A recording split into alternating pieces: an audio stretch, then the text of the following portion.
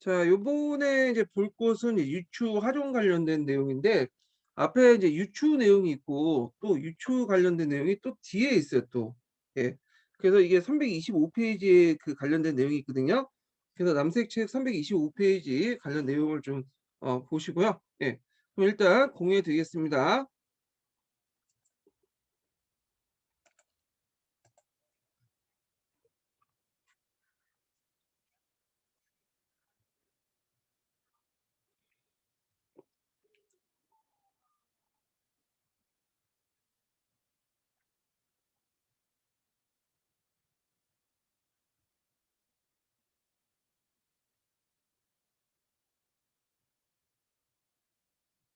이게 미전이 또 이렇게 시간이 좀 걸리네요.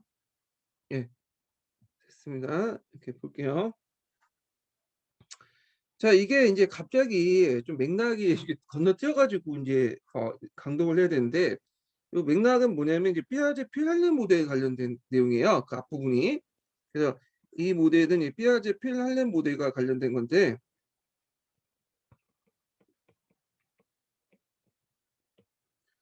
그 피아제 필할렘 모델에서 그 형식적 조작기, 이 형식적 조작기를 효율적으로 할 수 있는 그 수업 모델로서 뭐가 이제 되냐, 유추가 나와요, 유추가. 근데 내용을 보시면 알겠지만 피아제 필살렘 모델의 확식 조작기로서 활용한 모델로서 유추를 설명해 놓고는, 실 그와 관련된 내용은 앞부분에 쫙 언급돼 있고, 대부분은 유추의 특징들만 쭉 얘기를 하고 있거든요.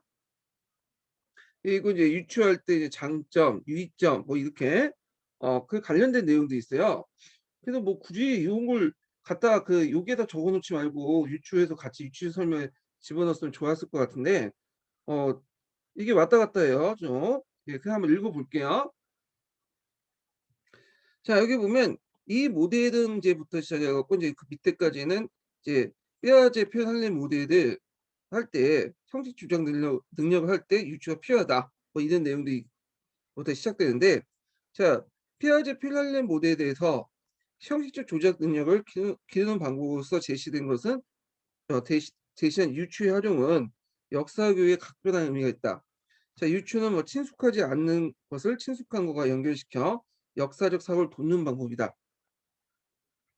즉, 새롭게 학습되어야 할 역사적 사실에 대한 이해와 추론 및 문제 해결에 좀 더 용이하게 하기 위해서 이미 알고 있는 지식이나 경험 중에 이 역사적 사실과 유사성을 가지고 있는 것과의 관계를 활용한 것이다. 자, 그러면 이제 여기에서 이제 유추할 때 전제 조건 관련된 내용이 있어요. 교사가 가져야 할 그런 전제 조건. 자, 유추는 교사가 가져야 할 지식이나 혹은 능력 가운데 핵심적인 것이다. 그리고 유추는 역사 자체는 물론 수업 경험이나 학생에 대한 상당한 이해가 기반이 있을 때 가능한 것이다. 그래서 이제 경력 교사하고 교생 수업의 이제 차이, 수업에서 경력 교사에서는 유추가 많이 등장하는 데 반해서 교생 수업에서는 그걸 찾아볼 수 없거든요. 그 이유는 당연히 요것 때문이죠. 수업 경영이나 학생들 이해 기반이 이제 없기 때문에 그런 걸 교생 수업에서는 찾아볼 수가 없는 거죠. 자, 그다음에 그 마지막 문단은 유추의 유의점이 나와요. 자, 유추의 도입은 학생들이 자발적인 유추를 하려고 하지 않기 때문에 어렵고, 교사의 예상과 달리 엉뚱한 유추가 일어나는 것을 신중히 피할 필요가 있다. 신중할 필요가 있다 해 갖고 유추의 유의점이 나오고요. 그다음에 이제 유추 활용 방안으로서 또 이제 뭐냐면 그 비역사적 사례와 역사적 사례 두 가지를 경해서 나타나거든요.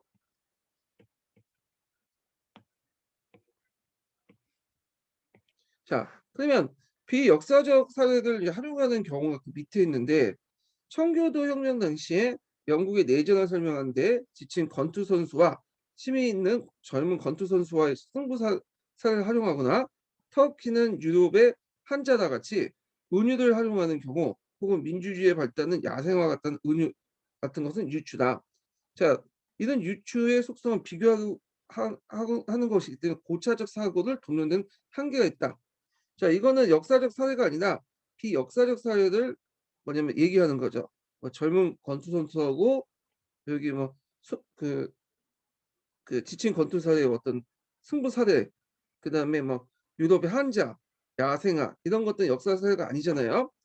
이런 것들은 고차적 사고를 돕는 데 한계가 있다 해 가지고 비역사적 사례를 이용하는 방법의 한계를 이제 얘기를 하고 있죠. 한계를. 그리고 이제 예전에 얘기한 것처럼 요건 엄밀히 말해서 유추보다는 비유에 가까운 거예요. 비유. 예, 비유. 자, 그다음에 두 번째로는 역사적 사례를 이제 활용하는 거예요.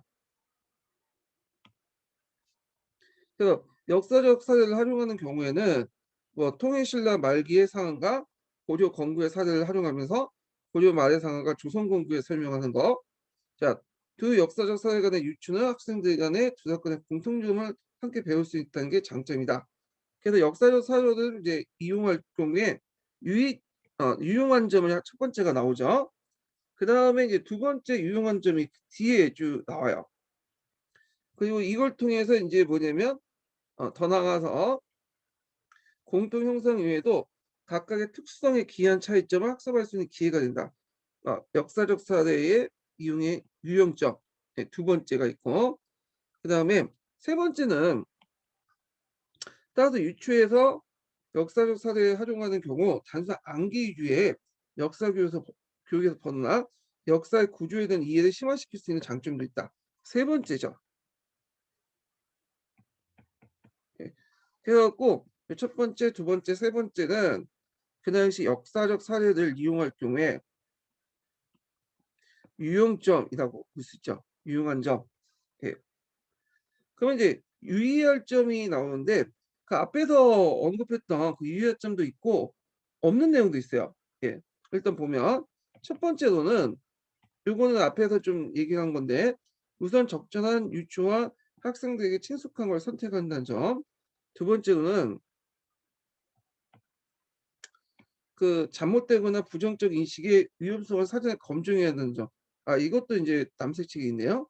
제가 노란책만 있는 줄 알았더니 자, 이것도 이제 파악을 해 두시고 세 번째로는 공통적 위의 특수성을 주의할 점입니다. 이때 특수성이라는 것은 특징적이죠. 네, 그래서 그 차이점을 이제 같이 파악을 해야 된다. 이렇게 이제 보시면 될 것 같아요.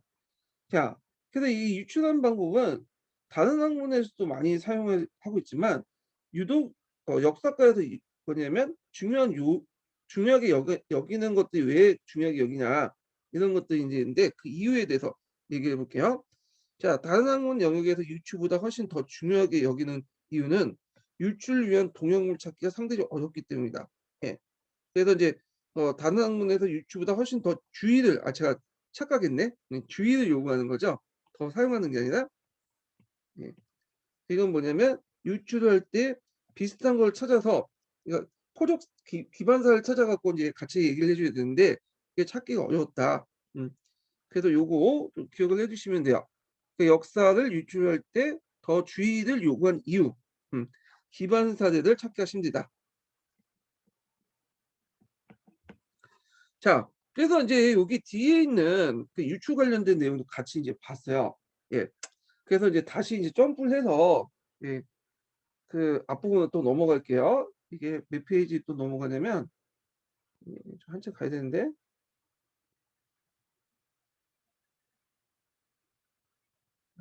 이게 몇 페이지야? 페이지 넘어가는 걸 안 적었는데 제가 또. 유추적 설명 끝나고 인가적 설명이죠. 예. 인가적 설명이 몇 페이지에 있냐면 274 페이지에 있어요. 274 페이지.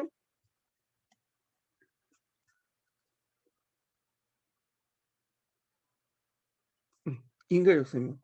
자, 인가적 설명이라는 것은 원인과 결과에 대한 설명이죠. 그래서 그 앞부분에는 인가적 설명이 뭔가에 대해서 막 얘기하고 있는데 그냥 건너뛸게요. 그냥 이 부분은 쭉쭉 넘어가서 몇 페이지 보시냐면 다음 페이지 보세요. 그러나부터 보세요. 그러나 세 번째 단락이네요. 세 번째 단락. 자, 여기 이제 보면 그러나부터 해서 이제 역사적 그 인과관계 특징이 나와요. 예. 역사가들은 상당수 인과적 설명의 필요성을 인정하면서 법칙적 설명의 논리를 그대로 받아들이는 문제에 대해서 회의적이었다. 예. 그래서 이제 요때 법칙적이라는 것은 자연과학적 법칙을 얘기하는 거죠. 자연과학적 법칙. 음. 이들은 역사학의 특성, 역사 설명의 원인과 결과를 이어준 필연적인 근거를 확보하기 어렵다는 점을 대해서 필연적이라는 것은 한 가지 원인만입니다. 한 가지 원인. 그래서 물이 끓는 것은 뭐 때문에 끓어요? 일기압의 기준으로 해 가지고 100도씨 상황에서 끓는 거죠. 그 외에는 물이 끓지가 않아요. 예. 근데 이게 이런 것들을 이제 역사에 그대로 적용할 수 없죠. 역사는 여기 뒤에도 얘기했지만 좀 다양한 원인들을 강조해요. 예. 그래서 이렇게 내용을 보면 인과적 설명은 실존주의자들의 주장과 달리 더 다양하고 신축성이 있다는 걸 강조했다. 그래서 역사적 인과관계에 대한 설명에서 먼저 원인의 다양성과 복수 파악이 필요하다. 요게 인제 뭐냐면 중요하죠. 역사적 인과관계의 특징을 말이에요.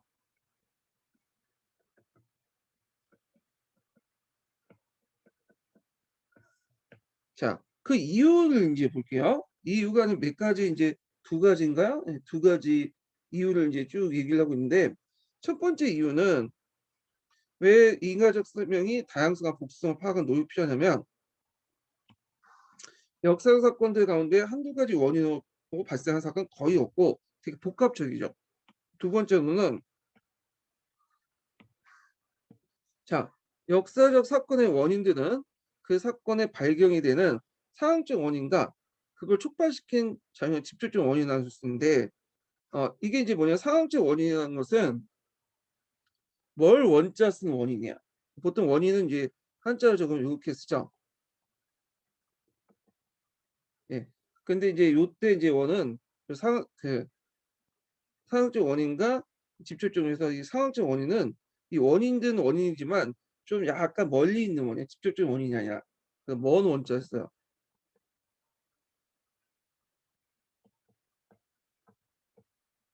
네, 이렇게. 그래서 이제 이런 원인과 그리고 직접적인 원인. 이거는 바로 이제 그 사건과 연결하는 직접적 원인을 이제 얘기하는 거죠. 자, 예를 들어 가지고 1차 세계대전의 상황적 원인으로서 제국주의, 영국과 독일의 핵무력 경쟁, 삼비 정책, 그다음에 인제 삼시 정책 뭐 이런 것들을 이제 얘기를 하고 있죠. 반면에 1942년 6월 28일 일어난 사라예보 총선을 1차 세계의 직접적인 원인이죠. 예, 직접 원인. 자, 그다음에 인제 또 인과적 설명 역사 수업 시간에 많이 활용하는 방법이다. 그래 갖고 로마 제국의 멸망 원인이 무엇인가? 갑신점이 일어난 원인이 무엇인가? 등등등 이렇게 인제 있는데 이것까지 설명하고 갑자기 인제 활용 방법이 나오는데 그럼 왜 이런 노력이 필요하냐? 상황적 원인과 직접적 원인을 이렇게 나누는 이유가 뭐냐면 어 그 원인을 알아야지만 문제의 어떤 그 사건의 근본적인 것들을 파악할 수 있기 때문에요. 예. 요거 좀 내용을 좀 더 집어넣었으면 좋겠는데 각각 인제 곧바로 뭐 인과적 설명의 어떤 수업 사례들이 좀 나오더라고요. 예. 자, 그건 건너뛰고요. 자, 하여튼 인과적 수업은 역사 학습의 가장 기본적인 설명 방식이고 그러면 인과적 수업을 통해 어떤 장점이 있는가? 요거는 좀 외워 두셔야겠죠. 첫 번째는 자, 인과적 설명을 통해서 학생들은 역사적 사건과 그 배경이 관련시켜 더욱 깊게 이해할 수 있으며 인과관계가 역사적 관계의 중요한 과제라는 사실을 인식하게 된다는 거. 두 번째는 자, 원인과 결과의 관계를 따져보는 가운데 역사적 탐구력을 향상시킬 수 있으며 인과관계의 의미와 성격에 관한 성찰을 통해서 역사 의식 수준을 높일 수 있다. 예. 그래서 역사 사고력 아니면 역사 의식 같은 것도 이제 키워드 좀 쓰시면 될 것 같아요. 자, 세 번째는 학생들이 원인의 다양성 및 상대성에 대한 인식을 통해서 역사 해석의 다양성을 깨달을 수 있다. 예. 그래서 여기에서 여기까지 어, 인과적 설명의 장점이죠. 그리고 그 밑에부터는 유의점 관련된 내용이야. 유의점. 요게 이제 예전에 기출에 언급됐거든요. 그래서 유의점을 좀 보시면 될 것 같아요. 그래서 뭐 원인 선정 과정에서 역사가와 뭐 역사 교사의 수정 관점이 가치관이 개입할 수 있고 그다음에 학생들의 성개념과 오개념, 잘못된 개념을 점검, 수정을 해서 뭐 원인의 다양성과 복수성을 인식시켜 줘야 된다. 뭐 그런 내용들인데 한번 읽어 볼게요. 자, 첫 번째로는 역사가 혹은 역사 교사의 관점이 개입됐다는 사실을 유의할 필요가 있다. 그래서 수많은 원인들 상황적 원인과 직접적 원인을 나누고 다시 중요한 원인과 이 중요한 원인을 뭐라고 얘기하냐면 참원인이라고 해요. 참원인. 좀 전문적인 용어로 참원이라고 하는데 참원이라는 것은 합리적으로 설명되고 해석된 역사에 있어서 역사상 제일 중요한 결정적인 원인이고 그것이 제거됐을 때 전혀 다른 형태로 나타날 수 있는 원인. 음. 그래서 인제 그때 인제 요 내용인데 요 참원인과 관련된 내용, 참원의 산정 기준과 관련된 내용이 그 예전에 94년 기출문제에 언급됐었어요. 그 뭐 기초 원인, 비정상 원인 등등등 해 갖고 예. 근데 이건 예전에 그 아주 그 노란 책 이전의 책이 하나 있었어요. 이것도 인제 파란 책이라고 예전에 얘기를 했는데 거 관련된 문제야. 94년도 관련된 문제가. 나올 가능성이 없는데 예전에 그렇게 인제 문제가 나왔어요. 두 문제 정도. 자 하여튼 다시 그것을 중요한 원인과 그렇지 않은 원인들을 나누는 과정에서 당연히 누구의 어떤 개입이 들어가죠? 역사가와 역사 교사의 개인적 역사관이 작용되죠. 자 이거는 뭐 프랑스 대혁명의 원인을 또 설명할 때 뭐 여러 가지가 있을 수 있죠. 뭐 계몽사상의 영향, 그다음에 구제도의 모순, 그다음에 재정 파탄 이렇게 이제 얘기할 수 있잖아요. 근데 어떤 사람들은 재정 파탄이 뭐 중요하다고 생각하는 사람도 있고 어떤 사람은 '아 이건 구제도의 모순이 잘못됐다.' 이렇게 생각할 수도 있잖아요. 자 이거는 역사가 역사 교사의 개인적 판단에 들어가 있는 거야. 예. 자 두 번째로는 이걸 한 유의해서 인제 봐야 되고 두 번째 유의점 보면 이게 예전에 시험문제 나왔는데 인과적 설명에서 유의할 점은 어떤 역사적 사실 원인에 대한 학생들이 갖고 있는 선개념 또 오개념에 대해서 점검하고 필요한 것들을 수정할 필요가 있다. 요때 이제 선개념 중에 상당히 오개념들이 많아요. 대중매체나 이런 걸 통해서 또 인터넷을 통해서 모바일을 통해서 또 일베 사이트를 통해서 잘못된 개념들을 많이 심고 있어. 예. 예를 들어 가지고 요 밑에 드는데 고구의 멸망 원인을 말하면서 여러 가지 원인을 무시하고 연개소모 아들들 간의 고죽상쟁만 강조하는 거. 뭐 평행성이라는 어떤 영화만 쭉 보고. 자 근데 고구려의 멸망 원인이 물론 이제 연개소문의 아들 간의 고죽상쟁이 또 원인이 될 수 있지만 여러 가지 있잖아요. 근데 이런 것들을 무시하고 요거 하나만 생각하면 잘못된 개념이죠.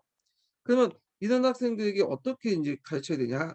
자 어떤 역사적 사건에 대해서 어느 한두 개의 원인을 절대시한 풍조는 원인의 뭐와 뭐를 대한 인식을 통해서 수정할 수 있다. 원인의 다양성과 그다음에 복수성을 등 인식할 수 있다. 역사적 원인이라는 거는 다양하다. 이거 뭐 내러티브에서 말하는 원인도 와 더 비슷해요. 동일하죠 거의. 자 그래서 인제 요 관련돼서 내용들을 이제 얘기했고 다음에 넘어갈 것이 이제 뭐냐면 그 과학적 역사 설명 방식이야. 그 앞에서 인제 얘기한 일반적 역사 설명 방식은 그 역사 수업에서 이제 현실적으로 이제 많이 하는 그 역사 설명 방식이죠. 근데 과학적 역사 설명 방식은 주로 인제 역사 철학자들이나 과학 철학자들 이런 사람들이 뭐냐면 어떤 모델로서 만든 어떤 그 설명 방식이에요. 그래서 현실에 쓰는 것도 있고 안 쓰는 것도 있고 그래요 그냥. 예. 아니면 지금 현실에 쓰고 있는 방법을 나름대로 자기 나름대로 이론화시킨 거야. 이런 것들 과학적 역사 설명 방식을. 자 과학적 역사 설명 방식의 그 공통점이 뭐냐면 일반 법칙의 도입이죠. 일반 법칙. 음. 그래서 과학적 역사 설명은 그 일반 법칙의 도입을 인정해 주는 거야. 대부분 이제 누구냐 예전에 말하자면 현대 실증주의자들 대표적인 학자인 햄펠의 이론적 기반을 뒀어요. 햄펠이. 포프가 있는데 포프는 그 역사적 설명 방식이 과학적 설명 방식이다라고 이제 얘기만 하고 좀 언급했고 그걸 인제 바탕으로 해서 연구를 해 갖고 역사적 설명 방식에 대해서 이제 좀 제시했던 사람이 햄펠이야, 햄펠. 그래서 햄필은 과학적 설명 방식을 네 가지 있다고 인제 얘기하죠. 영역적 법칙적 설명, 기납적 강론적 설명, 발생적 설명, 설명 스케치 이렇게 네 가지를 제시를 했어요, 이 사람이. 근데 요게 주의할 게 이제 이 영역적 법칙적 설명인데 요거는 햄필이 먼저 제시한 게 아니에요. 이 사람은 요 영역적 법칙적 설명은 앞에서 언급한 것처럼 요거는 햄페디 아니면 칼 포포가 제시를 한 거를 햄페디 인용해 가지고 정리했다. 이렇게 보시면 돼요. 예. 그리고 이 가역적 그 영역 역사 설명 중에 포괄 법칙이라는 게 있죠. 포괄 법칙은 요거 영역적 법칙적 그 설명을 포괄 법칙을 하는데 다른 책에서는 기납적 확률적 설명까지 또 어떤 그 인터넷 뒤져보니까 발생적 설명까지 이렇게 얘기를 하고 있더라고요. 그래서 기납적 확률적 설명까지는 넓게 포괄 법칙에 속한다고 보시면 될 것 같아요. 여기는 이제 원칙은 영역적 법칙적 설명인데 자 뭐 이렇게 있고 그다음에 이 가학적 설명 네 가지 방식의 인제 뭐냐면 공통점은 어 CLE 구조를 가지고 있어요. 이 CLE. 자, CLE 구조가 뭐냐? C는 컨디션이라는 뜻이죠. 예. 그래서 상황, 초기 조건, 상황이나 초기 조건들을 이제 얘기하고 있고요. 컨디션을. 요거는 이제 법칙성을 얘기하죠. 법칙. 그리고 E는 임팩트 결과를 얘기해요. 결과. 그래서 C와 E가 그냥 기술만 되면 이거 가학적 설명이 안 되죠. 가학적 설명이 되는 거는 요 법칙이 계시는데 이 법칙이라는 것은 모든 그것에 보편적으로 적용할 수 있는 보편적 법칙이에요. 예. 근데 주의할 것은 여기 보면 이제 영역적 법칙 설명, 기납적 확률적 설명, 발생적 설명, 설명 스케치가 있는데 이 발생적 설명과 설명 스케치는 요 법칙이 언급될 수도 있고 언급되지 않을 수가 있어요. 예.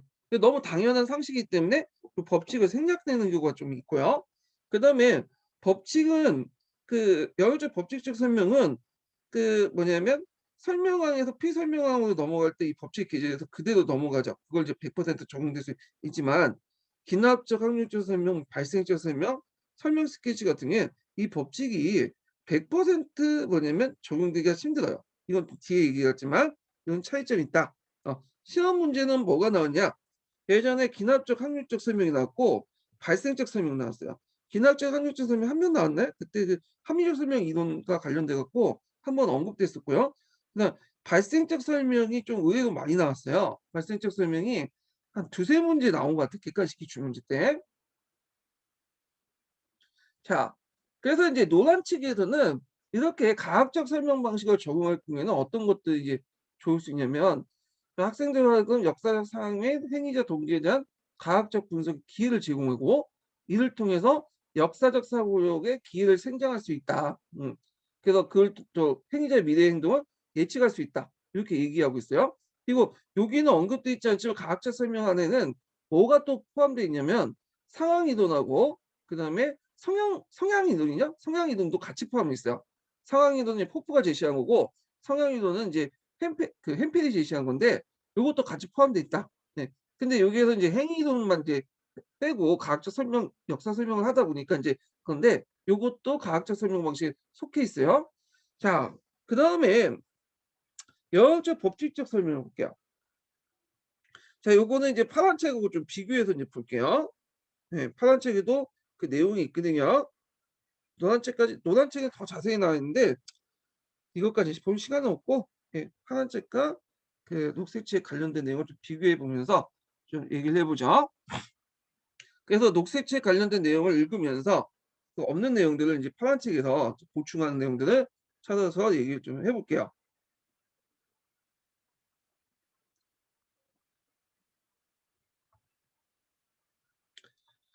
자, 먼저 영역적 법칙적 설명 볼게요. 영역적 법칙적 설명. 이걸 이제 포괄 법칙이라고 하죠. 포괄 법칙.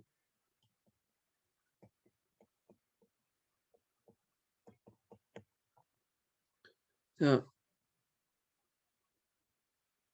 아이고.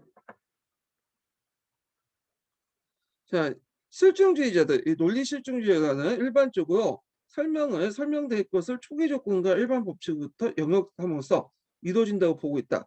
여기에 설명된 것은 피설명함과 초기 조건과 일반 법칙의 설명함으로 부른다. 그래서 햄펠에 따르면 여기에 주의할 것은 마치 이게 햄펠이 처음 제시한 걸로 생각하지만 포프가 먼저 제시한 거야 이거는요. 햄펠은 나중에 정리한 거고. 그래서 여기 논란책 내용이 있어요. 이 노란 책에 보면 영역적 법칙적 설명부터 각 설명 방식의 어떤 탄생 배경이나 논의 과정들이 나와 있어. 예. 근데 이건 다 생략하고 여기에서는 녹색 책하고 아니 남색 책하고 파란 책에서는 그 설명 방식의 어떤 특징들만 얘기한 거야 지금. 자, 행패에 따르면 어떤 특정한 시기와 장소에 어떤 특정한 종류의 사건 E가 왜 발생하는가 설명해서 결과죠 E는. 자, 그 어떤 시기에 어떤 사건 C1, C2, CN 같은 초기 조건들이 있어요. 예. 그리고 일반적으로 그에 맞는 L2, L1, L2, SR 쪽에 논리적 영역될 수 있다. 도식을 이렇게 이제 얘기하고 있죠. 이 도식 좀 기억을 해두시고. 그래서 1번과 2번은 설명항, 3번은 피설명항이라고 하죠. 그리고 1번은 사건 초기 조건을 나타낸 진술이고 2번은 1번 법칙, 그리고 3번은 결과를 나타낸다. 그래서 설명항과 피설명항을 구분하는 경계성 후자가 전자부터 영역된 걸 나타나는데, 자, 이런 그 설명 방식을 영역적 법칙적으로 설명한다. 명칭도 정확히 기억을 해두세요. 명칭도 나올 수 있어. 자, 그래서 예를 이제 들어보고 있는데, 자, 예를 보면 이제 그 실내 온도에 가장자리에 물을 채워진 비커 속에 얼음덩이가 떠 있다고 생각했을 때 우리는 얼음이 녹으면 비커 속에 물이 넘칠 거라 생각했다. 근데 실제로 물의 수위가 변하지 않고 그대로 있는 걸 볼 수 있다. 이걸 어떻게 설명할 것인가? 여기에는 초기 조건들이 쭉 나와 있죠. 뭐 물로 채워진 비건 속에 얼음 덩어리가 떠 있고 그 물은 실내 온도를 유지할 수 있다. 일반 법칙은 0도 이상의 온도가 대기하에서 얼음이 동일한 모양이 있고 쭉 있어요. 그래서 일반 법칙과 초기 조건을 연결해서 결과를 설명하는 거야. 그런 식으로 이제 예문을 들고 있고요. 파란 책에서도 비슷해요. 파란 책에서도 그 어느 날 그 자동차 라디에이터 있죠. 라디에이터에 동파된 사건이 있었는데 그 사건의 원인은 기온의 빙점 이하였다. 그리고 차에 부동액이 들어있지 않다. 차가 밤새 길에 놓여 있다. 등등등 있고 그거에 대한 법칙이 기입되고 그래도 물이 열면 뭐 부피가 팽창한다. 부피가 팽창하면 압력이 증가된다. 등등등. 그래서 이제 이것은 언제 어느 정수나 100% 들어맞는 포괄 법칙이죠. 이거는. 포괄 법칙이라는 용어가 여기에 쓰는 거야. 예, 모든 보편적으로 적용될 수 있는 것을 포괄 법칙이라고 해요. 포괄 법칙. 자, 그래서 이제 이렇게 설명 방식 영역적 법칙적 설명이라고 이제 얘기를 하고 있다는 거. 자, 그러면 이제 계속 이제 남색 책 한번 읽어볼게요. 자, 자연 형상은 이와 같이 이제 포괄 법칙을 설명할 수 있어요. 뭐 얘가 쭉 있는데 각자 읽어보시고 그 다음에 자 여기에서 설명하고 있는 그 설명항에서 제시하는 사실은 피설명항에 제시된 사실과 논리적 관련성이 있는 것은 일반 법칙이기 때문이다. 그래서 그 일반 법칙이 의존하는 설명한 것을 영역적 법칙적 설명에서 본질적 부분이라고 할 수 있다. 그래서 이걸 이제 뭐라고 하냐면 일반 법칙을 설명을 이끌어내는데 충분 조건을 제공하기 때문에 포괄 법칙에 대해서 포괄 법칙의 이유를 설명하고 있어. 좀 더 어렵죠? 파란 책에서는 그냥 간단하게 뭐 이들 법칙이 언제 어느 장소에 100% 들어가기 때문에 포괄 법칙이라고 되어 있는데 여기 뭐 충분 조건 같은 것들이 나오는데 충분 조건은 뭐냐면 일어나기 위해서는 반드시 있어야 할 조건들을 충분 조건이라고 하거든요. 자, 예를 들었고 필연 조건이 있죠.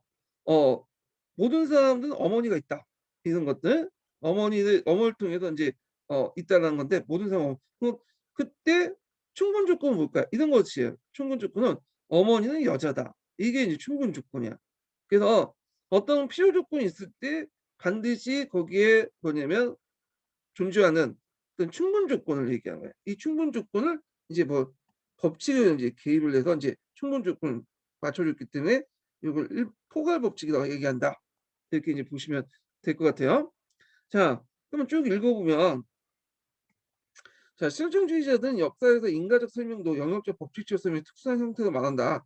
그 뭐 역사에서 한 사건을 인과적으로 설명한다는 것은 그 사건의 초기 조건과 함께 일정한 보편적 법칙부터 그 사건을 영역하는 걸 말한다. 그래서 이제 역사학에 한번 이제 논리실증주의를 적용하는 거예요. 그래서 루이 14세가 왜 국민들의 신망을 받지 못했는가 질문을 받을 때 루이 14세 여러 가지 실증과 관련된 초기 조건들이 쭉 있죠. 그리고 일반 법칙이 들어가. 자, 통치자는 그의 정책이 국가 발전에 해를 끼치게 된다는 사실을 알려질 때 그 실망에 있는다는 일반 법칙을 제시함으로써 결국에는 루이 14세가 어 국민의 신망을 받지 못하고 죽은 이유를 설명할 수 있다. 그래서 초기 조건, 그다음에 그 법칙, 결과, 이렇게 CLU 구조를 가지고 있죠. 자, 그런데 인제 그리고 역사 수업에서도 교사는 그 명시적이든 암시적이든 일반 법칙에 의존하는 경우도 있다. 그래서 그 예를 들죠. 되게 많은데 각자 이제 읽어 보시는데, 이제 여기에서 그 프랑스 혁명 당시에 아시네 집회가 이제 너무 많이 반영이 인플레이션 현상이 났잖아요. 이때 인제 인플레이션의 일반적인 어떤 법칙성 이런 것들을 설명하고 있고, 1929 년에 대공황이 날 때 경제학 법칙 같은 것들을 설명하잖아요. 이런 것도 이제 뭐냐면 영역적 법칙을 설명 거죠. 그다음에 인제 뭐 또 역사 교사가 이제 특정한 자연 조건과 관련돼서 역사 사건을 설명하는 것도 있고요. 그래서 인제 그 사례를 보면 요 밑에 있죠. 나폴레옹 군대가 러시아 원정에 실패한 설명한 교사는 누구나 러시아 초토 작전, 그다음에 식량 부족, 혹독한 기후 등 주 러시아의 자연 조건을 강조하게 되고, 여기에서 일반 법칙은 심한 추위와 굶주림에 시달린 군대는 정상적인 수행을 할 수 없다라는 걸 일반화시키는데, 요거는 약간 역사의 팩트하고 맞진 않아요. 우리가 잘못 알고 있는 게 그 나폴레옹이 동장군 때문에 진 게 아니에요. 그래 가지고 어 러시아의 동장군보다는 나중에 인제 러시아는 그 길이 별로 안 좋거든요. 그리고 항토길이 많고, 그래서 얼음이 얼면 괜찮아. 프랑스군은 이제 기병들 되게 많잖아요. 근데 나중에 이 얼음이 얼 때 얼고 있었는데 봄이 되면 이게 얼음이 녹아요. 그래서 이 항토길이 다 녹아서 진흙탕이 돼. 그러면 그 말들이 뭐냐면 거기에 빠져 갖고 발목에 꺾이고 기동을 잘 못해요. 그 틈을 노려서 러시아군이 공격해서 큰 게 패배를 하게 되는 거거든요. 이게 팩트 그 뭐 사 나중에 2차 세계대전 때 히틀러 군대도 그런 식으로 이제 러시아군한테 깨졌어요, 소련군한테. 근데 뭐 이게 중요한 건 아니니까 넘어갈게요. 자, 그다음에 또 사례를 또 보면 영역적 법칙적 설명이 이용된 일반 법칙들 보통 역사 자체보다 어 다른 사회과학 혹은 자연과학 법칙을 빌려온 것이 많다. 그래서 뭐 역사 교사가 이제 수업을 할 때 경제적 변화는 경제학적 법칙, 집단 행동을 할 때 사회적 법칙, 심리학적 법칙 등등등 이런 것들 얘기를 하고 있죠. 자, 그래서 인제 이렇게 해서 이제 역사적 사례에 대해서 쭉 얘기를 하고 있어요. 그러면 요 다음 장부터 두 번째 단락 있죠. 여기부터 해서 여기까지는 인제 그 영역적 법칙적 설명의 장점이나 뭐 나올 가능성은 없지만 한번 읽어 보죠. 첫 번째는, 자, 영역적 법칙적 설명은 사회과학적 법칙이나 자연 현상에 관한 법칙을 이용하여 역사적 사실을 제시한 후 이해하기 어려운 복잡한 사건의 인과관계를 논리적으로 이해하게 해 준다. 두 번째, 자, 초기 조건과 일반 법칙으로 어떤 사건의 결과를 영역하는 과학적 설명의 과정은 역사적 사고의 한 측면인 과학적 사고력 심장에 도움이 될 수 있다. 세 번째, 과학적 설명의 원리는 역사 수업에서 자주 활용하는 탐구학습에서 자주 활용한다. 보통 그 과학적 설명 같은 경우에는 탐구학습하고 연결돼 있어요. 탐구학습 자체가 자연과학에서 나왔던 수업 방식이기 때문에 그렇죠. 그래서 인제 요 내용들 기억을 해 주시고, 근데 이제 문제점이 이제 좀 많죠. 아마 문제점이 나올 것 같아. 음. 그래서 비판이 많이 제기되고 있는데, 비판점 이렇게 볼게요. 첫 번째로는 역사관을 제시하는 실제의 역사 설명과는 포괄 법칙을 찾아보기 힘들다. 왜냐하면 인간 사이에 100%는 존재하지 않아요. 여기 보시면 어 어느 이 포괄 법칙이라는 게 언제 어느 장소 100% 맞는 거거든요. 근데 그런 게 어딨어, 사회 형성이나 역사에. 자, 두 번째로는 이것도 얘기하네. 그러다 보니까 행패 같은 경우에는 이런 사실도 알고 있기 때문에 확률적으로 이제 적용한다고 얘기를 하죠. 그래 갖고 그래서 뒤에 나오겠지만 이 통계적 설명 요걸 이제 제시를 하고 있죠. 기하학적 확률적 설명 같은 것들을. 예. 그래서 인제 실증주의자는 법칙적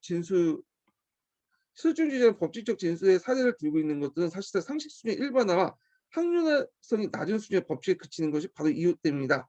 그래서 햄펠도 그걸 인정하고 있고 되게 역사적 설명 같은 경우에 이게 법칙을 한다고 해도 그냥 확률적으로 인정한다. 확률적으로 낮은 것들이라는 것을 이제 뭐냐면 실증주에서 알고 있어요. 이거는.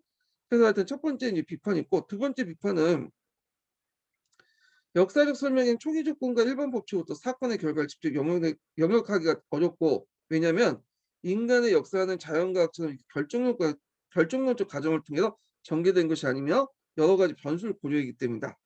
세 번째로는 역사의 독특성과 자율성 관점에서 과학적 설명을 반대하는 사람도 있다. 역사가는 어떤 사건을 설명할 때 그 사건의 일반성보다는 특수성에 관심이 있죠. 특성에.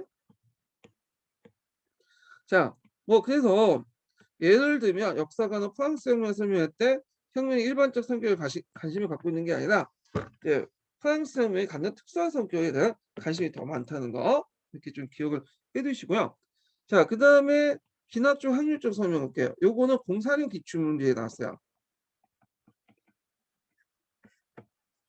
자, 한번 보면 이 기납적 확률적 설명은 햄펠이 제시한 거야. 그래서 기납적 확률적 설명은 영역적 법칙적 설명과 달리 전제가 주었을 때 설명할 사건이 필연적으로 발생하는 것을 보여준 게 아니라 이때 필연적이라는 것은 100% 결정적으로 그런 것들을 보여주는 게 아니라 그것이 발생할 가능성이 매우 높거나 거의 확실성을 보여주는 설명 방식이다.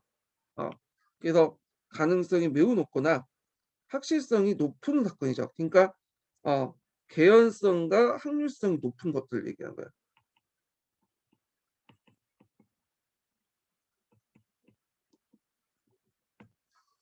자, 예를 이제 드는 건데 이 도식을 보면서 좀 설명할게요. 도식을 관련된 내용이니까 요거는 파란 책하고 좀 같이 볼게요.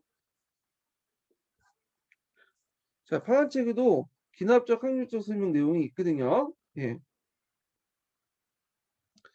자, 여기 보면 존슨의 예를 이제 들고 있는데 존슨은 연쇄 상균군에 감염되어 페니실린 주사를 맞았다. 자, 연쇄 상균군이 감염되어 그 페니실린을 맞았을 때는 회복될 가능성이 거의 1에 가깝다. 그리고 존슨은 회복될 가능성이 대단히 높다. 그래서 거의 1에 가깝다, 대단히 높다. 요거는 뭘 얘기야? 가능성이 높다는 거죠.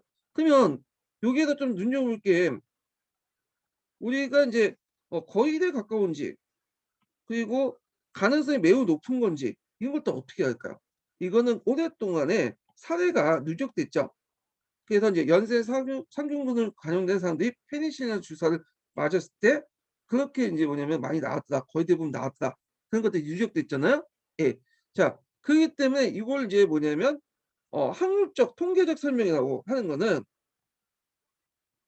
기납적 설명이라고 이제 하는 이유가 이 기납적은 경험을 바탕으로 한 거죠. 예전에 경험을 바탕으로 해서 설명을 했기 때문에 확률적으로 기납적 확률적 설명은 경험을 바탕으로 이제 했기 때문에 그런 설명이 되는 거야. 예. 이렇게 좀 기억을 해주시면 될 것 같고요. 자, 그러면 이제 뭐 논리 구조는 비슷비슷해요. 영역적 법칙적 설명과. 근데 좀 다른 거는 뭐냐면 여기 초기 조건의 진술이 있고 그다음에 확률적 법칙이 있고 결과가 나타난다는데 요게 다르죠. 확률적 법칙성. 요게 그래갖고 이거 좀 기억을 해두시면 되고요. 다음에 좀 읽어볼게요. 자, 위의 설명은 영역적 법칙성 설명과 달리 설명한 것부터 피설명까지 자동적으로 영역되지 않는 것이다. 이게 되게 어렵게 설명. 자동적으로 영역되지 않는다는 건 100% 영역되지 않는다는 거예요. 네. 그래서 결과가 결정론적으로 적용되지 않는다. 100%. 이게 왜냐면 이 확률적인 문제이기 때문에. 자, 그래서 이제 즉 초기 조건의 법칙부터 환자에 회복되었다는 방식으로 결과를 도출할 수 있다.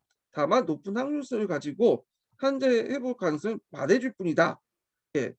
그래서 여기에도 볼 수 있지만 통계적 법칙에 따르면 통계적 법칙은 경험을 통해서 누적된 거죠. 존수의 회복된 가능성에 대해서 높은 확률성을 부여되지만 그 자체로 존수의 범위 반드시 낫는다고 보장해주지 않기 때문에 존수의 병을 어떻게 정확히 예측할 수 없다. 어떻게 갈지는 정확히 예측할 수 없다는 거죠. 100%. 지금 뭐 코로나 때문에 백신을 맞는다고 하잖아요. 근데 백신을 맞아도 다음에 걸릴 확률이 존재해요. 예, 100% 이렇게 뭐 안전을 예방할 수 없다고 얘기하죠. 그런 거 비슷하다고 보시면 돼요.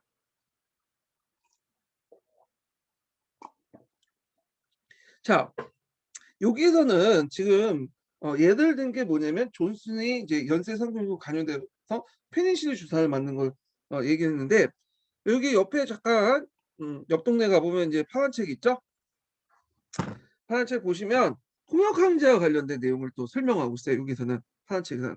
그래서 여기 홍역 항제와 접촉한 사람은 홍역이 걸린 사실에 대해 설명의 예를 들어보자 하면서 똑같은 논리예요.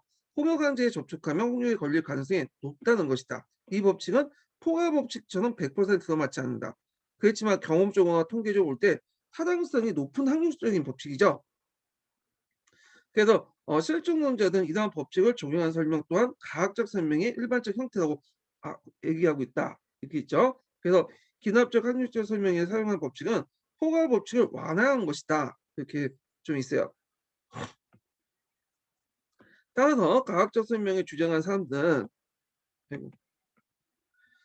역사 사실도 경우에 따른 확률적 법칙에 설명될 수 있다. 이렇게 얘기하고, 그래서 영국의 청교도들이 종교적 밖에 비극을 갈 때 그 예를 또 들고 있는데, 요거는 남색 책에도 있어요. 요 예는. 예. 그래서 파원 책의 진수하고 이 남색 책의 내용을 보면 약간 이제 뭐냐면 남색 책 내용이 좀 어렵게 설명한 것 같아요. 그냥 자기 딴에는 이제 많은 것을 설명하겠다고 했는데, 요건 좀 약간 이해하기 쉽게 설명되는데 여기는 뭘 어려운 말 써가면서 예, 계속 얘기를 하고 있어요. 자, 그러면 한번 또 보죠. 남색 책 내용을.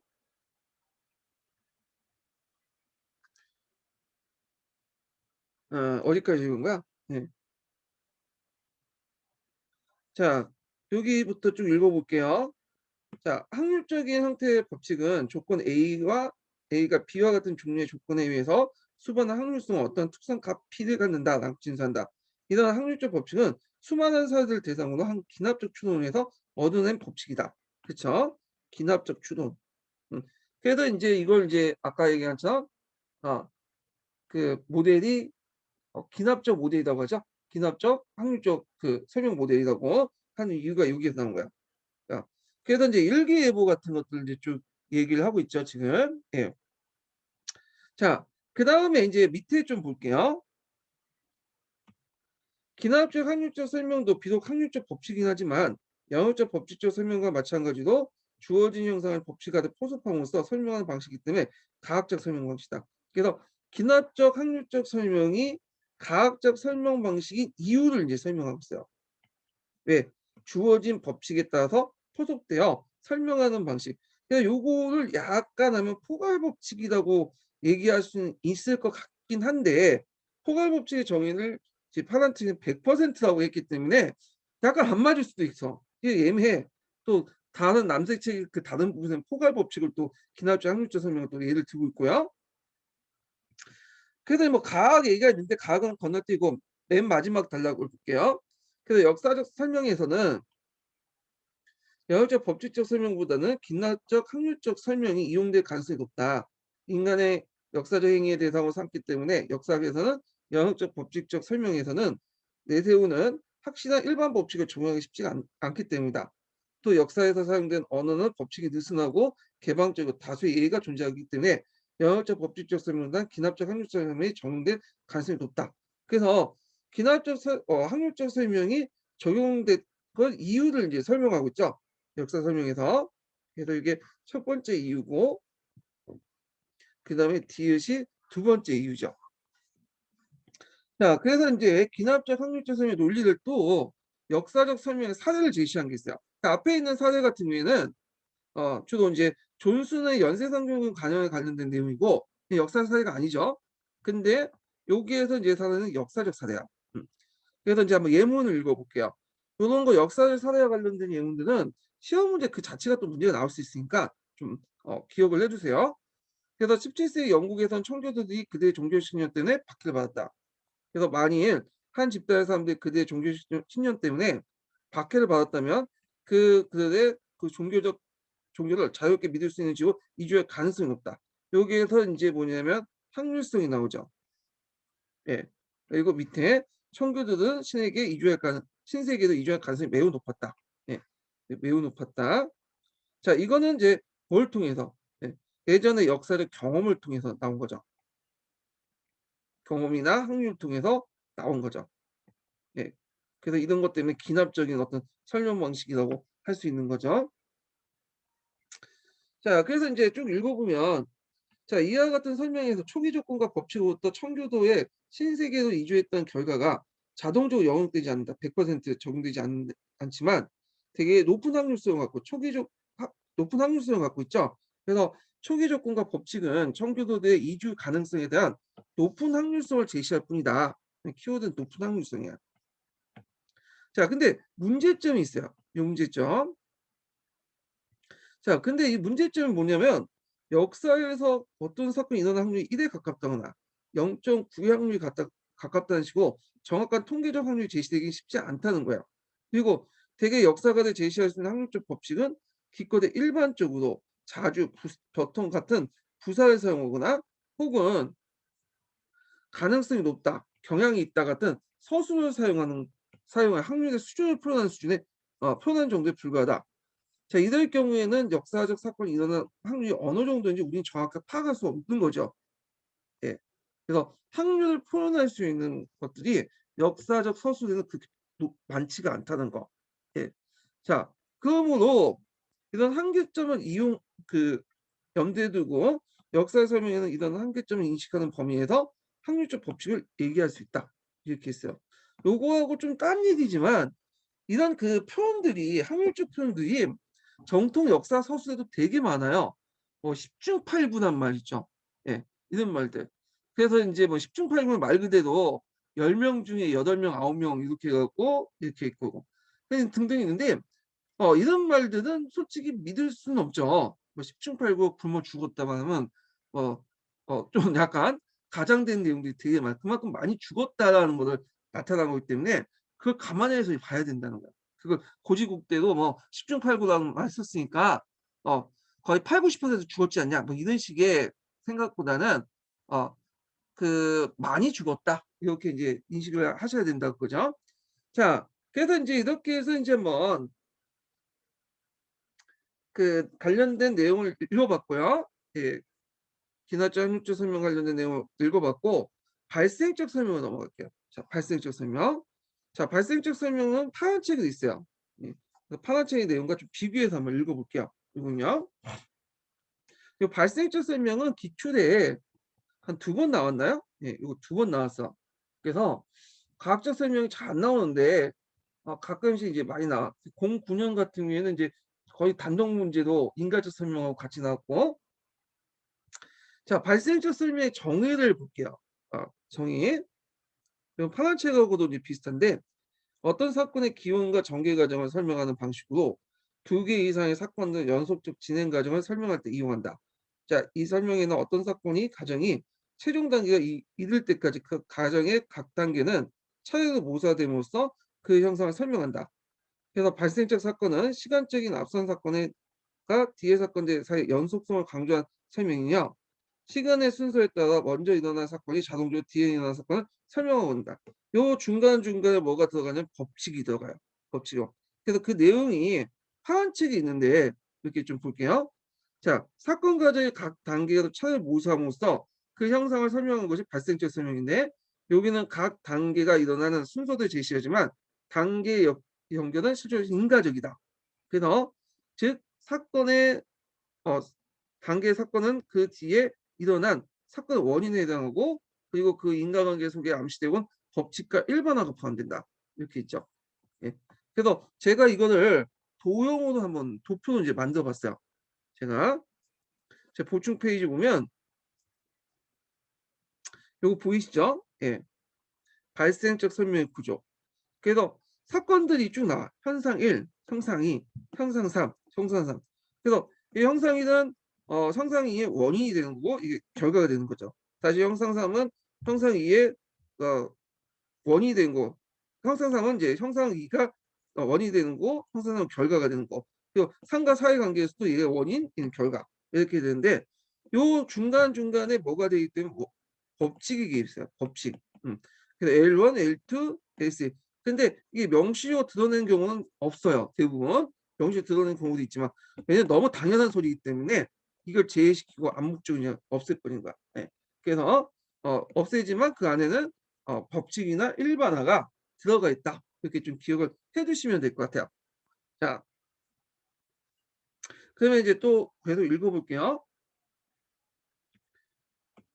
자, 그러면 발생적 설명, 가학적 설명이라고 하잖아요. 그럼 가학적 설명이 되려면 어떤 것을 해야 되냐? 자, 아까 얘기한 것처럼 각 단계 사이에 논리적으로 연결되는 뭐가 있어야 된다? 법칙이 있어야 돼. 자, 그래서 그럴 때마다 후속 단계는 그 전 단계에 일어났다고 할 수 있기 때문이다. 그러므로 역사적 사건의 발생을 가학적으로 설명하는 건 일반적인 법칙이 어떤 사건이 이전의 사건과 인과적으로 연결되어 있음을 보여주는 것이다. 이런 것도 있고요. 자, 그래서 인제 그 법칙과 관련된 내용들 발생적 설명 과정 보면 요 내용도 있는데 요거는 각자 읽어 보세요. 뭐 그냥 주 내용도 없어요. 여기 쭉 보면 최초의 단계 설명하고 그다음에 뭐 법칙을 제시하고 2 단계 설명하고 법칙을 제시하고 이런 거. 아까 이제 도표에서 얘기를 했던 건데 그래서 그 이와 같이부터 인제 읽어 볼게요. 그래서 발생적 설명은 최종 단계부터 최초 단계부터 최후 단계까지 전 과정을 거쳐 하나의 법칙을 이용하는 것뿐만 아니라 단계가 바뀔 때마다 다른 법칙이 추가적인 내용이 이용됐다는 점에서 영역적 법칙적 설명과 차이가 있다. 그래서 영역적 법칙적 설명과 발생적 설명 간의 어떤 차이점을 얘기하고 있죠. 똑같은 가학적 설명 방식이지만 영역적 법칙적 설명은 한 가지만 얘기하죠. 근데 여기는 단계가 바뀔 때마다 다른 법칙과 추가적 내용이 있어. 한 가지 법칙과 한 가지 내용만 얘기하는 영역적 법칙적 설명과 좀 차이를 두고 있죠. 그다음에 그 밑에는 아 역사 수업에서 인제 어떻게 발생적 수업을 인제 뭐냐면 이용하는 방법을 얘기하고 있어요. 그래서 다양하게 활용하고 있는데 특히 하나의 사건과 다음 사건의 인과적 관계를 맺으면 계속 연결되어 큰 역사적 흐름을 형성하여 혁명이나 전쟁에 설명하는 경우에 발생적 설명이 유효하다. 예. 요거. 그래서 주로 혁명이나 전쟁을 설명해. 여기도 밑에 보면 청교도문도 있고 그죠? 제가 예전에 또 이제 작년인가요? 작년에 모의고사 문제에 1차 세계대전, 2차 세계 관련된 것들 발생적 설명으로 이렇게 인제 한번 내본 적이 있어요. 예. 그래서 인제 여기 남색 책 같은 경우에는 여러분들 보면 아시겠지만 그 청교도혁명과 관련된 내용이 있고요. 그다음에 여기 이제 파란 책 내용을 좀 보세요. 파란 책 내용은 면죄부 발행과 관련된 내용이 있어요. 그래서 인제 한번 보면 그 내용이 다 많기 때문에 다 읽지는 못하고 예문 건너뛰고 각자 여러분 읽어 보시고요. 그래서 한번 그 내용 보면 자 위에 설명한 제임스 1세의 찰스의 전쟁 정치, 국왕과 위의 대립, 그다음 내란의 발생과 의회파의 성립, 의회파의 분열 등등등등 일련의 어떤 과정들이 있죠. 아 그리고 앞에 있는 그 1은 앞의 사건은 뒤에 있는 사건의 원인이 되고요. 그 뒤에 사건은 결과가 되고 똑같이 이건 원인이 되고 결과가 되고 이런 과정이고요. 그리고 중간중간에 법칙이 내재돼 있어. 근데 요런 법칙이 너무 당연하기 때문에 좀 암묵적으로 이제 생략돼 있는 거예요. 그래서 위의 설명이 각 단계 인과관계를 가지고 있는 것을 이를 연결해 준 법칙이 존재하기 때문이다.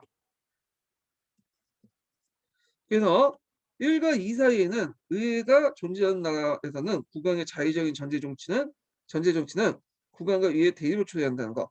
이런 법칙이 있고 이런 것도 법칙인지 잘 모르겠지만 하여튼 상가 사이에서는 경쟁 세력을 물리치기 위해 독점 세력을 구축하고 당파는 내부의 분열을 걷기 쉽다는 법칙이 있고 그다음에 5 번과 6번 사이에는 혁명에는 정권을 잡은 극진파의 극단적 정치 실시할 가능성이 높다는 법칙이 내포돼 있다. 요것도 뭐 외워야 될지는 모르겠는데 뭐 또라이 같은 교수님이 들어가서 요거 쓰고 교속에 내포된 법칙 쓰고 나올 수도 있겠죠. 그러니까 눈여겨 봐 두세요. 예. 자 그다음에 이제 여기 파란 책을 좀 보세요. 파란 책도 마찬가지예요. 비슷한 경우에요. 십자군 그 면죄부 판매와 관련된 내용인데 뭐 1번 뭐 십자군 모집에 의한 면죄부 인정, 참여자의 몰려 등 현금 납부의 면죄부 인정, 제3연의 해 면죄부 판매 등등등 있죠. 자 그래서 인제 요것도 보면 앞의 사건이 뒤의 사건의 원인이 되고 그 결과가 되죠. 그러니까 이제 십자군 모집에 의해서 면접을 인정해 주니까 사람들이 몰려들고, 사람들이 몰려든 걸 보고 교황이 자금 확보를 위해서 헌금 납부를 면접을 인정해 준 거. 자, 그래서 등등이 쭉 있는데 요 안에서 법칙이 내재돼 있어요. 앞부분은 각자 읽어보시고. 자, 이럴테면 1과 2 사이에는 사람들이 대가를 얻을 수 있을 때 위험을 감수하기도 한다라는 법칙이 있고, 4와 5 사이에는 한 번 돈을 벌게 되면 점점 많은 돈을 벌고 싶어 한다는 법칙인데, 이게 이거조차 법칙인지 모르겠지만, 자, 이와 같이 그 설명은 발생적 설명인 거야. 발생적 설명이 법칙이 게재되어 있으므로 과학적 설명이 일환이다. 그래서 발생적 설명이 왜 과학적 설명이 일종인지를 얘기를 하고 있죠, 지금. 법칙이 내재되어 있기 때문에. 그래서 이것도 기본적으로 CLE 구조를 갖고 있어. 다만 요거는 생략이 됐던 것뿐이에요, 여기서는. 그러면 다시 이제 그 남색책 한번 내용을 읽어볼게요.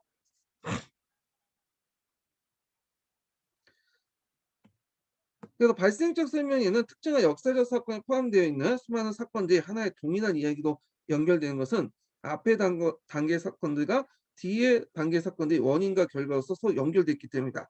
그리고 최종적으로 설명할 역사 정상은 이상 발달적 계열의 마지막 단계를 제시한다.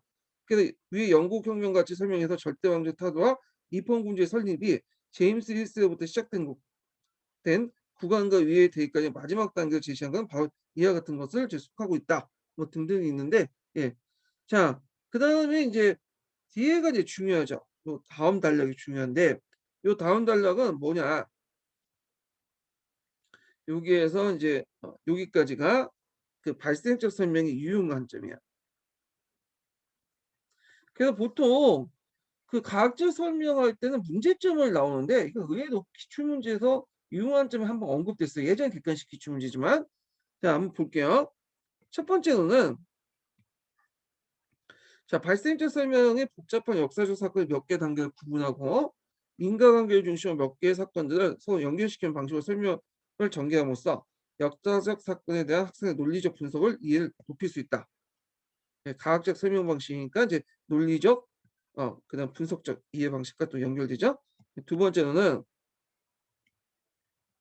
자, 역사 사건은 그 기원부터 최종 단계까지 발달적 계열의 성상에서 파악하게 됨으로써 학생들이 인과관계의 복합성을 깨닫게 되고, 이를 통해서 학생들의 역사인식을 촉진시킬 수 있다.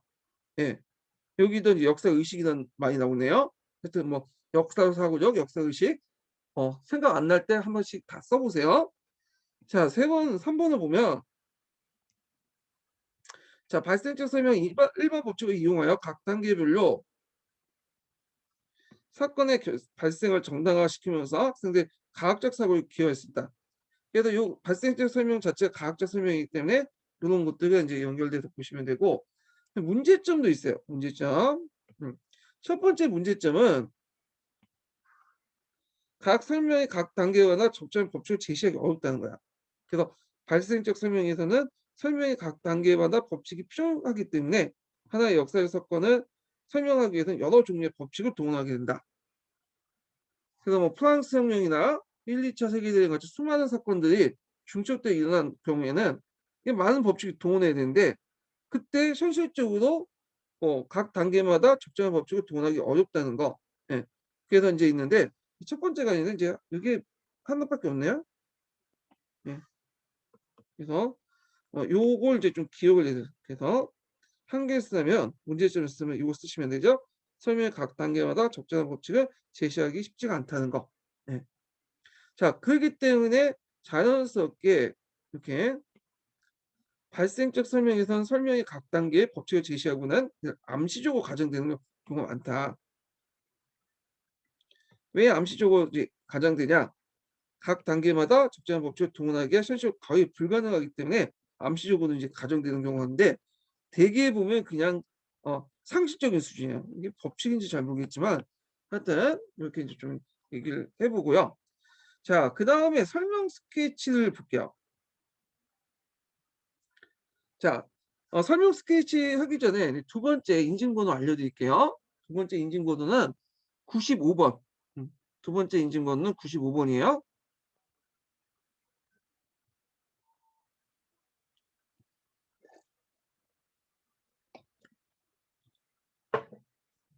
자, 설명 스케치 이제 넘어가죠. 설명 스케치는 이제 그 파란 책에는 뭐라고 얘기하냐면 여기는 설명 스케치라고 얘기하지만 파란 책에서는 생략적 부분적 설명이라고 해요. 예. 동일한 거예요. 예. 생략적 부분적 설명이나 설명 스케치 동일한 거고 그다음에 이제 노란 책에서는 소모적 설명이라고 해요 또. 왜냐면 전반적으로 다 이걸 설명하는 게 아니라 그걸 뭐냐면 띄엄띄엄 설명하기 때문에 그러니까 소모화를 보면 가까이 보면 구멍이 많죠, 그 그림 사이에. 근데 멀리서 보면 하나의 그림으로 이렇게 보이잖아요. 그런 설명 방식이다. 그래서 소모적, 전묘적 설명 방식이라고 해요. 자, 그러면 이제 그 한번 내용을 이제 보죠. 자, 여기 보면 포괄 법칙에 대한 설명이 나오고요. 그다음에 이제 그 이렇게 생 생략적 부분적 설명 방식이 나오는데 가학적 설명의 필요성을 주장하는 사람은 완전한 설명과 불완전한 설명을 구분해요. 완전한 설명은 이제 아까 지적한 것처럼 포괄 법칙과 관련된 내용이고 그다음에 불완전 설명의 대표적인 경우가 이제 설명 스케치죠. 그래서 생략됐거나 원인을 제시해도 하나의 부분적인 것만 제시하는 그런 것들이죠. 그 밑에 내용이 있는데 자 그래서 보면 완전한 설명이란 설명항의 일반 법칙 초기 조건을 내포하고 있고 그런 설명으로부터 피설명이 자동적으로 영역되는 걸 말하고요. 반면에 불완전 설명은 설명항에서 법칙 자체를 생략되거나 설명항이나 피설명이 자동적으로 영역되지 않고 있는 설명을 말한다. 예. 그래서 이제 이렇게 이제 볼 수가 있는데 여기에서 설명하는 이제 불완전 설명은 그러니까 이제 설명 스케치와 관련된 거다. 이렇게 보시면 돼요. 자, 그래서 이제 보통 과학적 그 역사적 설명 외에도 일반적 설명에서도 법칙이 생략되는 게 많아요. 이 일상생활에 쓴 법칙을 그 예를 들고 있는데 그 밑에 보면 버터가 덩어리가 버터 덩어리가 뜨거운 프라이팬 속에 집어넣기 때문에 녹았다. 그래서 여기에서 이제 일반 법칙이 생략됐죠. 근데 이걸 문제 삼는 사람이 없어요. 그냥 꼭 일반 법칙을 집어넣을 필요 없겠죠. 100도씨에 열을 가했더니 덩어리가 프라이팬에서 집어서 넣어서 녹았더라. 그래서 요렇게 막 복잡하게 설명할 필요 없죠, 일상생활에서. 그래서 보통 그냥 무언 중에 당연하게 설명을 하고 이제 뭐냐면 이렇게 무시하고 넘어가는 경우가 많아요. 그냥 당연하다고 생각하고. 특히 역사를 포함한 인문학, 사회학에서도 설명을 보면 대개 보면 일반 법칙이 되게 뭐냐면 생략돼 있어. 예. 자, 그래서 인제 요런 생략된 그것들이 되게 많다. 자, 생략된 것들이 많고요. 그래서 이러한 설명에서는 이제 적절한 일반 법칙을 찾기가 어려운 뿐만 아니라 일반 법칙이 너무 상식 수준이어서 굳이 제시할 필요가 없기 때문이다. 예. 그 이유는 설명하고 있죠. 너무 제시할 필요가 없을 정도로 그 뭐랄까요. 너무 당연한 거기 때문에 그건 거의 첫 번째 이유예요, 생략한 이유. 자, 두 번째는 뭐냐면 역사적 설명에는 역사의 특성에 대한 것을 강조하기 때문에 일반 법칙을 제시한 의도적으로 피하는 경우가 있다. 그래서 인제 이렇게 해서 생략된 설명을 했어요. 예. 그것들 좀 기억을 해 주시면 될 것 같고 자 그러면 이제 이거에 대해서 인제 뭐 생략된 설명을 관련된 파란책의 내용을 좀 볼게요. 자 요거 인제 쭉 보시면 요게 있죠.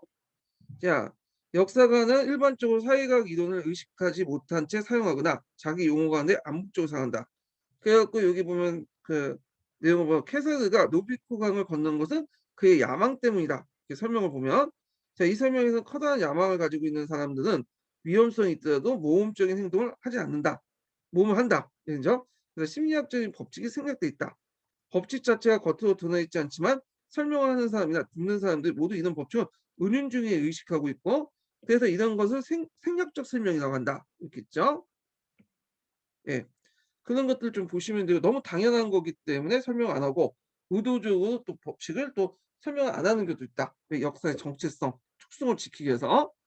자 그다음에 이제 또한부터 나오는데 또한은 앞에 부분까지는 이제 생략적 설명 관련된 내용인데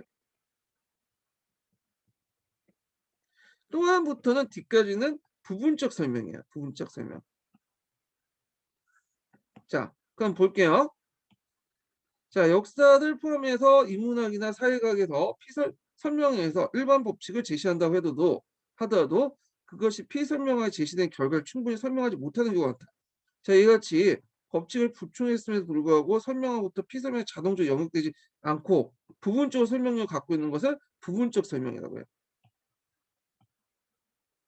자, 요걸 이제 파란 책에서 한번 읽어볼게요. 왜 그런지. 역사 사건의 원인이 다양하기 때문이죠.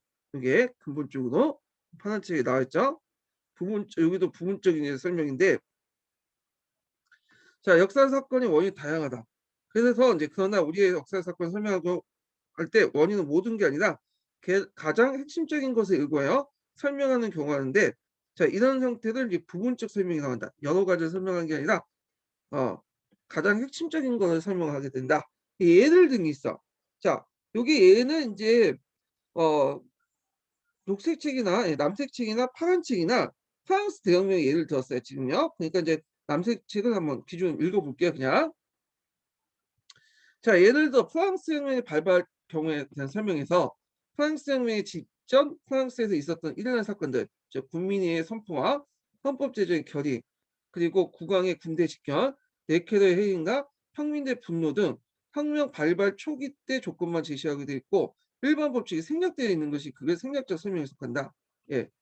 자, 그런데 이제 여기에다가 지배자가 국민들 욕을 묵살하고 국민이 무력으로 탄압하려고 하면 폭동이 일어나기 쉽다라는 일반 법칙이 추가됐다면 이것만으로 1789년 파리 민중대 바스티오 감옥 습격 같은 피서명이 자동적으로 영입되지 않는다.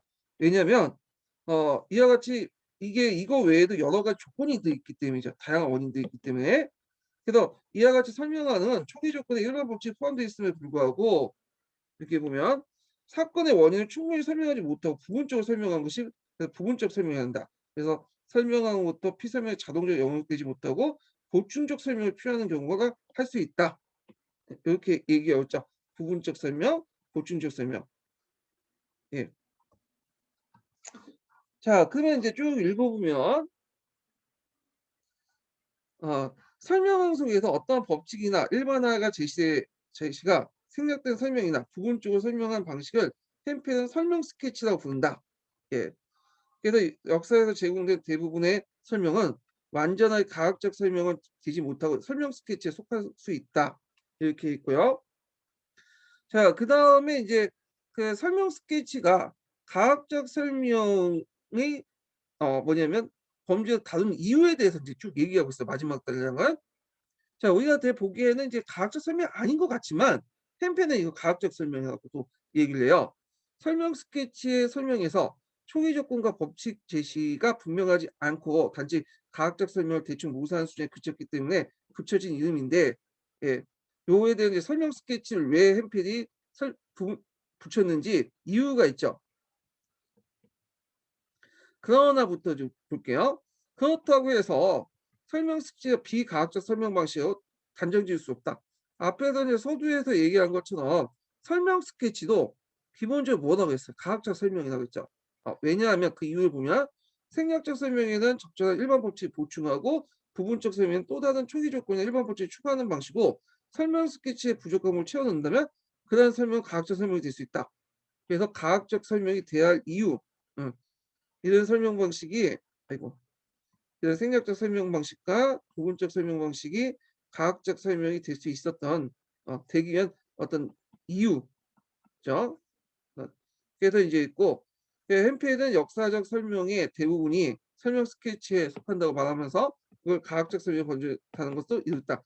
생략적 설명과 부분적 설명이 과학적 설명을 보기에는 좀 많이 부족하지만 적절한 일반 법칙을 보충하고 다른 초기 접근이나 일반 법칙을 더 추가하는 방식을 한다면 충분히 과학적 설명의 방식이다. 이렇게 얘기를 하고 있어요. 자, 그래서 이제 이 내용들 좀 파악을 해두시고요. 여기에 덧붙이자면 노란책 내용이 약간 있어요. 노란책 내용이. 그래서 이제 이 노란책 내용에 이제 뭐가 있냐면 햄필이 자율론자들의 의견을 적극적으로 받아들였다는 거예요. 자율론자. 이때 자율론자는 그 간념론의 영향을 받은 역사학자들이죠. 간념론자요. 예. 그래서 이걸 잘 반영한 이론이다. 제일 많이 반영된 이론을 얘기하고요. 그래서 햄펠조차도 이게 이제 역사적 설명의 정형적인 방법이라는 걸 인정해 줘요.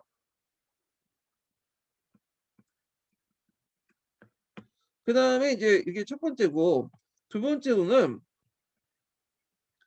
그 전제가 조건이 된 법칙이나 규칙이 전제가 되는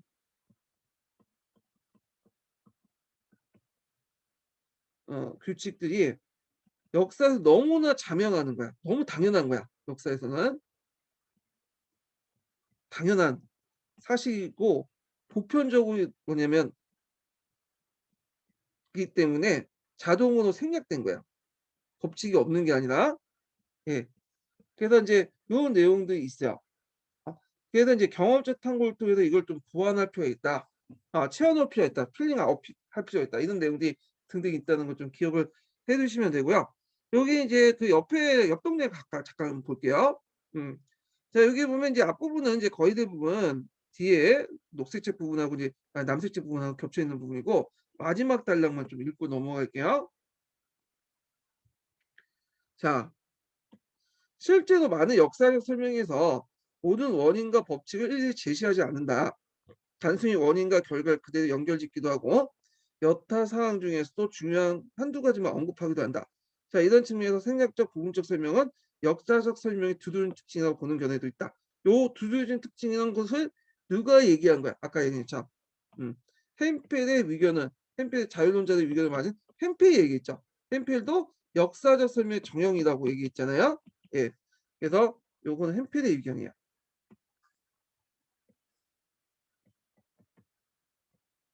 요걸 관련돼서 노란책에 있는 내용도 있으니까 한번 찾아보시고요. 예.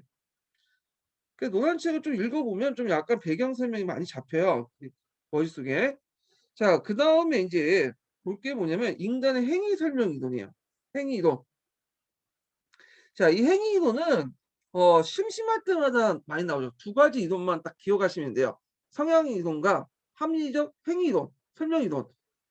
돌아가면서 나오는 것 같아, 이 이론들이. 자, 그래서 상당히 중요한 부분이니까 이게 공부를 잘 해 두셔야 돼, 요 부분은요. 예. 자, 행위 이론은 좀 쉬었다 할까요? 예, 좀 쉬었다가 예, 그렇게 좀 할게요, 요 부분은요.